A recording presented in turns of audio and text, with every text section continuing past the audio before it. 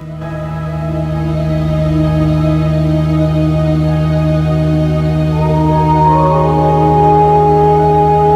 was on the 4th of February 1992. That evening was something which I will never forget. I was very restless. In fact, I couldn't get to sleep. Consequently, from there on in, I must have dozed off. But what happened from there on in, I really don't know how it happened, but it happened. According to Andrew, what happened was this. Suddenly, he was awake. Somehow, he had been transported and was standing in this car park outside a basketball stadium. A stadium that's located 50 kilometres from his home on the outskirts of Perth. He had no idea how he got there, but he did know he was not alone. He was surrounded by more than 30 strangers. I turned to this person alongside me and I said, "Where am I? What am I doing here?" This person looked at me and without using the spoken word, just said virtually through my mind, "You're lucky to be chosen."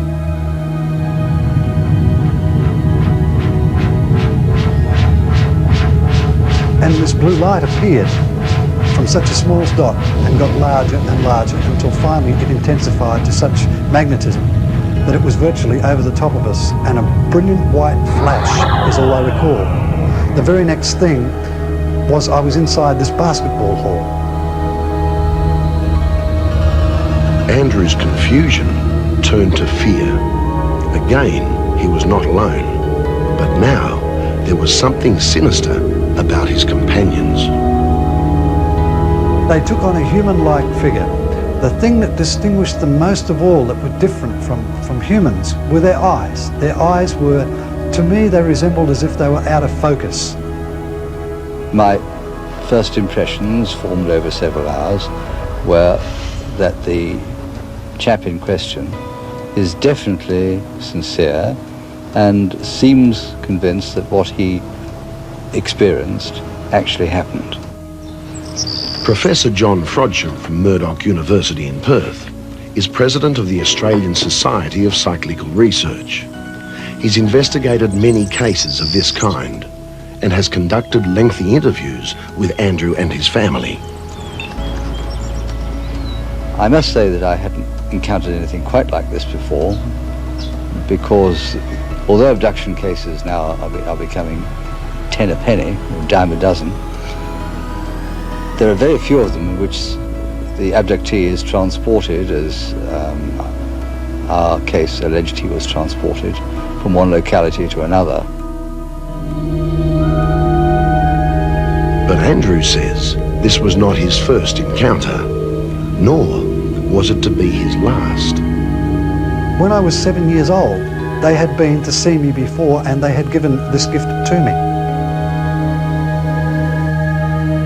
The gift was a cricket bat, and memories of that childhood experience flooded back to him 34 years later as he stood in the basketball stadium.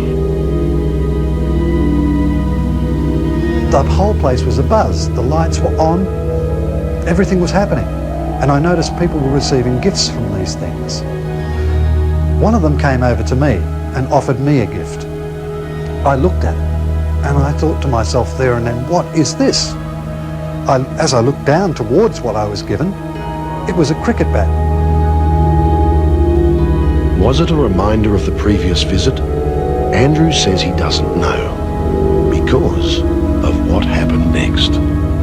There was one of these things kneeled down, accepting my emotions, my feelings, everything that I was feeling. It was accepting and drawing in, as if it was robbing me, depriving me of my own thoughts. I felt aggravated, I felt violated, I became very angry. And consequently, I dropped the gift that I was given. I looked over towards the others and I said, "This is not what it seems. Get out of here."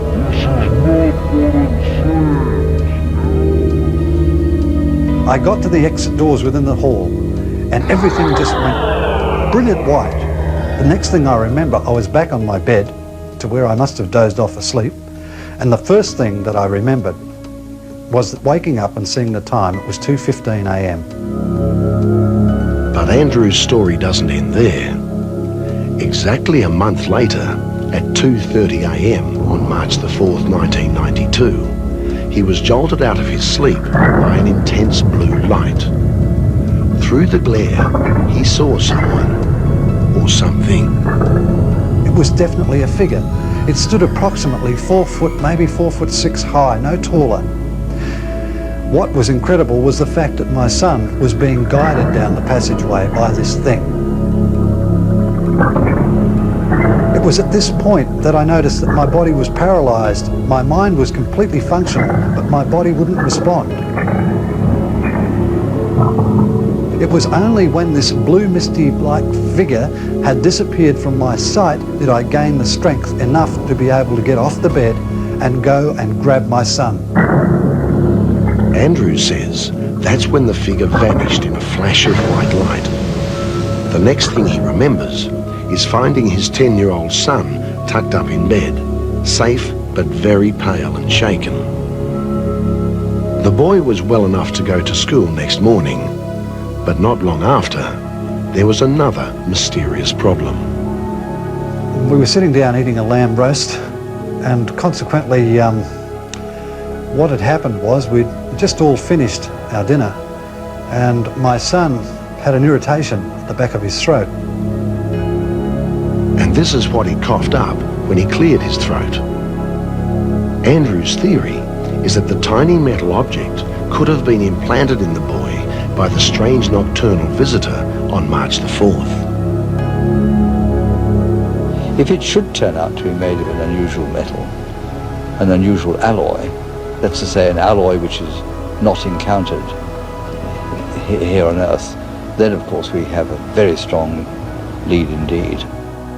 Well, we've since had the object tested by experts at Curtin University in Perth. These are photographs of it taken under a powerful spectrograph. And the university's verdict?